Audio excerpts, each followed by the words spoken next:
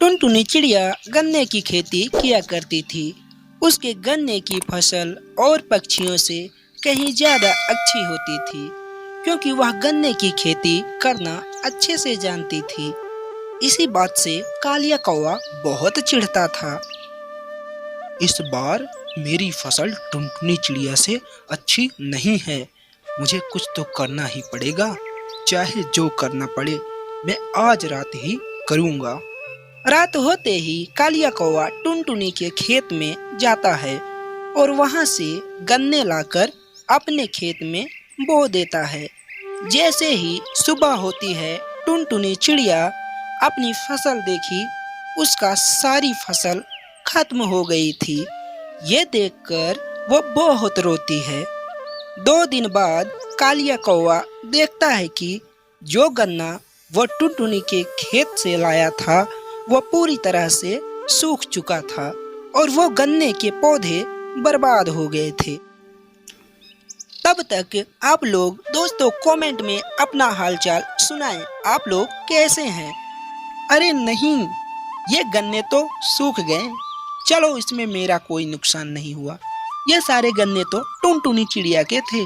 मेरे गन्ने तो सही सलामत हैं। टुनटुनी चिड़िया पास ही खड़ी ये सब सुन रही थी।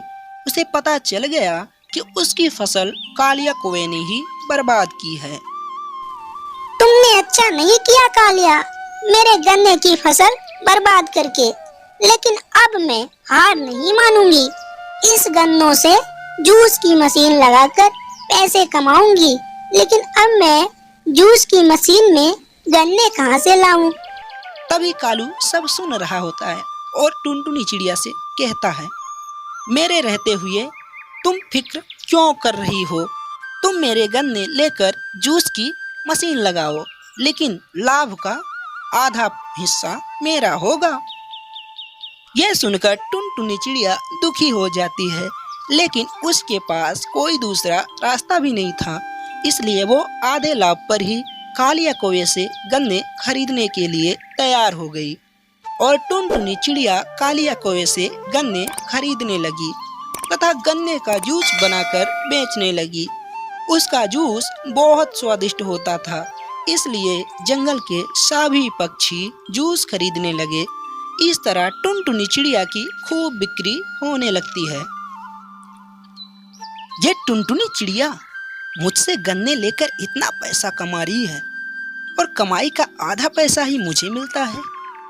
क्यों ना मैं इसे गन्ने देना बंद कर दूं और इसकी दुकान खुद खोलूं, फिर मैं सारा धन खुद ही कमाऊंगा। तभी टुनटुनी चिड़िया वहां आती है।